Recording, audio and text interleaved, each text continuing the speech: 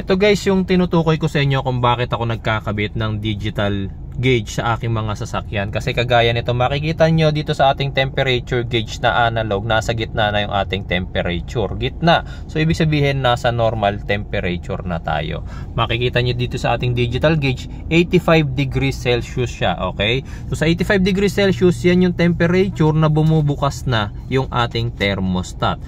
Yung 85 degrees Celsius din, hindi pa yan ang boiling point ng water. Kasi ang boiling point ng water at sea level is 100 degrees Celsius. So alam nyo naman, pag sinabing boiling point, kumukulo na yung tubig. So nakalagay sa ating sa mga radiator natin, makina natin is coolant. So kahit pumalo ng 100 degrees yan, ang temperature natin is nasa gitna pa. So hindi pa rin yun overheating mga bossing. Normal temperature pa rin yan. Pag pumalo ka na ng 104 degrees doon, nasa gitna pa rin yan mga bossing. Pero 104 degrees is nag-exceed na sa boiling point ng water. Pero hindi pa rin naman overheating ang 104 degrees. Pero mga bossing, pag nagsimula ka ng pumalo ng 107, 110, dyan, dito sa gauge mo is nasa gitna pa rin yan. Nasa normal level pa rin yan. Pero ako mga bossing, sasabihin ko sa inyo, 110, nagsisimula ka ng mag-overheat nun. Okay? Nagsisimula ka ng mag-overheat. Kaya ako sinasabi mga bossing na maganda meron kang digital gauge. Kasi para alam mo na nagsisimula ka pa lang mag-overheat, na igigilid mo na yung sasakyan mo. Pwede mo nang i-check kung ano yung problema.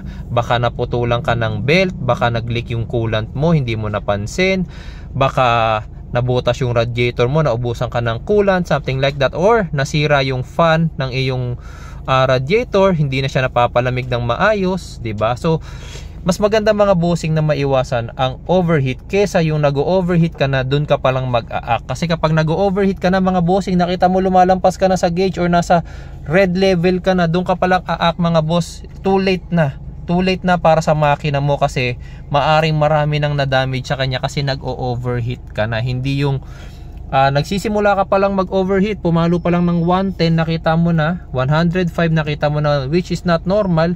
Halimbawa, ang normal driving mo sa araw-araw, kahit tirik ang araw, pinakamataas mo na yung 100 degrees, tapos nakita mo nag 110 ka, mapapaisip ka na anong meron, 'di ba? Anong meron, bakit pumalo ka ng 110, 105? Okay, so ganun lang mga bossing.